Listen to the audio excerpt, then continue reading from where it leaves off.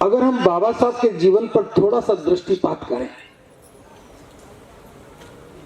शुरुआत के दिन बहुत अच्छे नहीं थे। यद्यपि उस समय में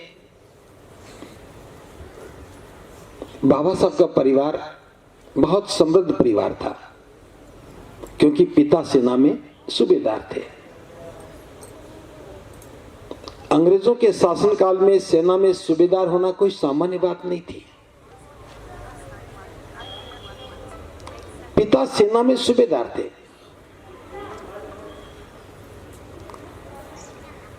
लेकिन पिता तो सूबेदार थे, सामाजिक परिस्थितियां तो वैसी ही थी। भीमराव की मां माता भीमाबाई 6 वर्ष की उम्र में ही दुनिया से विदा हो गई। जब भीमराव 6 वर्ष के थे तब वे दुनिया से विदा हो गई। आप समझ सकते हैं, एक ऐसा बालक जिसकी उम्र 6 वर्ष की हो और मां का साया सिर से उठ जाए। परिस्थितियां तो हम सबके साथ बड़ी कठोर ही रहती हैं। 7 वर्ष की उम्र में पिता ने स्कूल में दाखिला करवाया। पहली बात तो दाखिला हो ही नहीं रहा था, लेकिन जब हवाला दिया कि मैं सेना में सूबेदार हूं, अंग्रेज सरकार का कानून है आपको पढ़ाना पड़ेगा, तो दाखिला हो गया। लेकिन कक्षा के अंदर नहीं बैठने दिया, कॉपी को नहीं जांचा, बात बात पर व्यंग कसते रहे कि तू शूद्र है, पढ़ करके क्या करेगा। और बार बार जब इस प्रकार के ताने सुनते हैं तो मन में एक आक्रोश पैदा होता है। कक्षा से बाहर बिठाया गया। सवाल इतना ही नहीं था, बाहर बैठने के बाद ताने भी सुनता था। और एक दिन तो हद ही हो गई। कई बार अध्यापक कह चुका था कि तू महार है, पढ़ करके क्या करेगा। 7 साल की उम्र में भीमराव खड़ा हुआ, अध्यापक से कहा कि मास्टर जी, आज तो आपने मुझे कह दिया है, आज के बाद अगर दोबारा कहा तो अच्छी बात नहीं होगी। आक्रोश था ये। अपमानित शब्द सुन सुन करके आक्रोशित हो ही जाता व्यक्ति।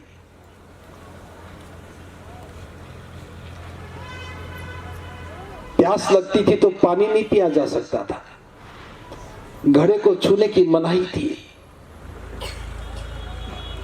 प्यास से दिन कैसे गुजरे ये अनुभव भी हो गया।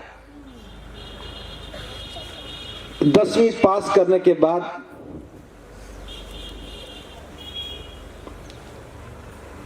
कॉलेज में पढ़ने के लिए जाना पड़ा। वहां कहा कि मुझे संस्कृत पढ़नी है, तो ये भी बात कह करके मना कर दिया कि तुम शूद्र हो, संस्कृत नहीं पढ़ सकते। वहां भी अपमान का घूंट पीना पड़ा। लेकिन ये घटनाएं तो बहुत बार घटी।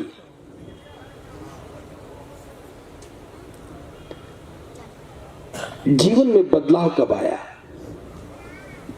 जीवन में बदलाव जब आया जब बाबा साहब को बड़ौदा के महाराज सयाजी गायकवाड़ ने छात्रवृत्ति दी। उन्होंने बहुत सारे विद्यार्थियों को विदेश पढ़ने भेजा था, प्रतिवर्ष भेजते थे। उनके मन में ख्याल आया, मैं और लोगों को तो भेजता हूं, लेकिन इस समाज में असंख्य लोग हैं जो दबे कुचले हैं, जो पीड़ित हैं, शोषित हैं, उनके बारे में कोई कुछ नहीं करता। अगर उसी समाज में से मैं किसी को विदेश भेजता हूं तो हो सकता है वो उनके लिए कुछ करे। अब ये योजना किसकी थी? बड़ौदा के महाराज सयाजी गायकवाड़ की। उन्होंने भीमराव को चुना, छात्रवृत्ति दी और विदेश में अमेरिका में पढ़ने को भेजा। जाओ, उच्च शिक्षा हासिल करके आओ। और ये छात्रवृत्ति यूं ही नहीं दे दी कि ले जाओ पढ़ लो, एक शर्त भी रखी कि जब पढ़ाई पूरी करके आओगे तो 10 वर्ष तक बड़ौदा रियासत की सेवा करनी पड़ेगी, यानी कि बड़ौदा रियासत में 10 वर्ष तक नौकरी करनी पड़ेगी। 2 वर्ष के लिए छात्रवृत्ति दी गई, लगभग 25 रुपया महीना छात्रवृत्ति थी।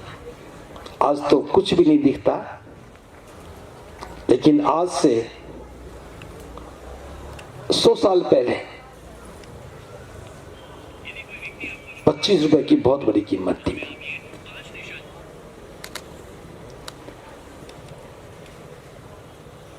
जब भीमराव अंबेडकर विदेश पढ़ने गए, 1913 में वो विदेश पढ़ने के लिए गए,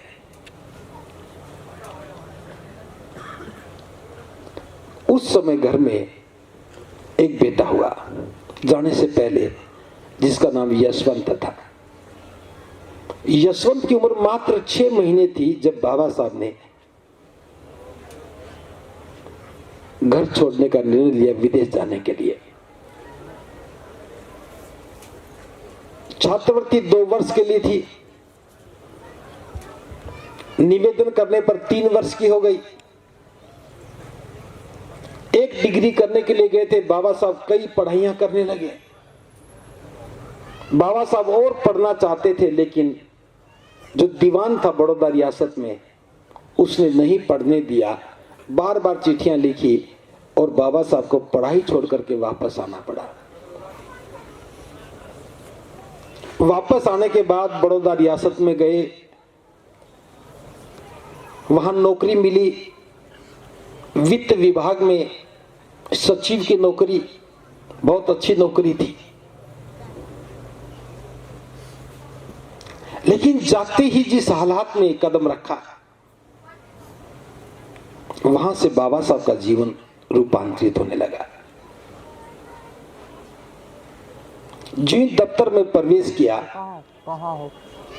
जिस चटाई को आपने बिछा रखा है ऐसी वहां भी बिछी थी, उसको समेट लिया, टाट को समेट लिया। पानी मांगा तो गिलास तो रख दिया, लेकिन दोबारा हाथ नहीं लगाया। चपड़ा से भी फाइल को फेंकता था। मैं इन सारी बातों को विस्तार से नहीं बता रहा हूं, थोड़ा सा एहसास करवा रहा हूं कि जिसने अमेरिका में रह करके 4 साल पढ़ाई की हो, वहां का एक सुंदर वातावरण देखा हो, जिसे एक छात्र होने का एहसास हुआ हो, रियासत में आकर के वित्त सचिव का पद जिसने ग्रहण किया हो, भला इस अन्याय को, इस अपमान को बर्दाश्त कैसे करते। पूरी बड़ौदा के किसी भी होटल में रहने को जगह नहीं मिली। पारसियों की धर्मशाला में 10 दिन बिताए और 11वें दिन जब पारसी लोग लाठी लेकर के मारने के लिए आए, अपशब्द भी कहे, गालियां भी दी, सामान को उठा के बाहर फेंक दिया। बाबा साहब ने कहा कि मुझे कुछ दिन की मोहलत दे दो, लेकिन एक नहीं सुनी, जान से मारने की धमकी दी।